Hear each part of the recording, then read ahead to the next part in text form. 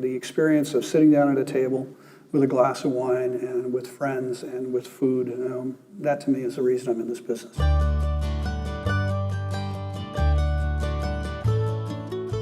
When I was a kid, my father used to lean over the table to me with a glass of wine and explain that this is what he wanted to do with his life. And Pinot Noir would become the wine of the future.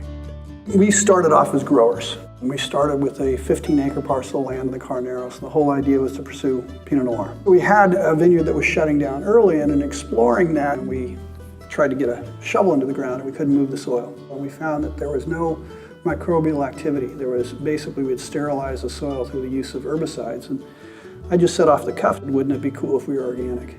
And so we began very slowly working with the biodynamic principles to revitalize this vineyard.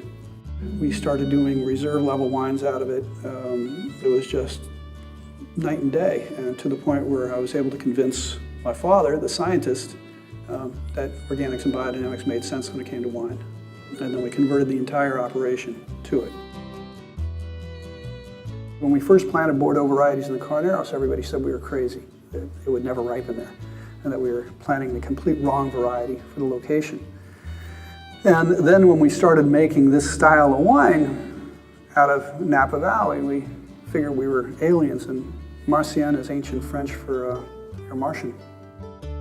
We ended up working with aromatic varieties of working with Pinot Blanc, Pinot Gris, Riesling, Gewürztraminer. We make a wine that we call Abraxas, which is a vin de terroir, which is a blend of 4 grapes, Pinot Gris, Riesling, Gewürztraminer, and Pinot Blanc. The idea is that the blend changes with every vintage, so instead of doing chemical manipulation of a wine, we just do a varietal manipulation. We just create the perfect wine for the vintage.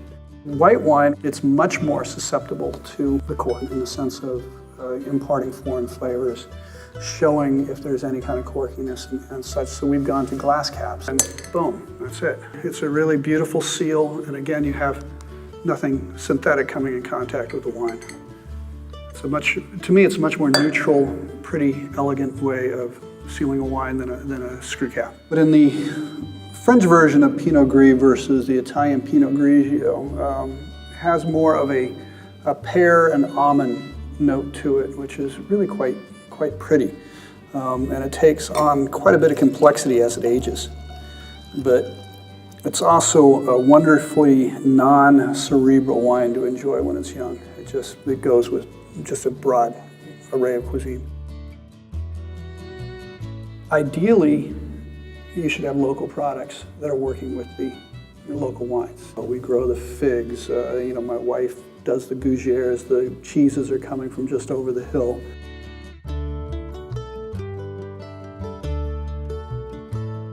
We choose a path where we don't send wine out for review. So our wines have not been reviewed by the major critics since the 80s. Why should we subordinate ourselves to a critic and all start creating the same style of wine? And we're just seeing what really the wine wants, not what we want, because if we're imposing our will on it, then we're just creating another manufactured product. My father just turned 88, and when he can raise a glass and be proud of seeing his vision come to fruition, I don't think he could be more proud.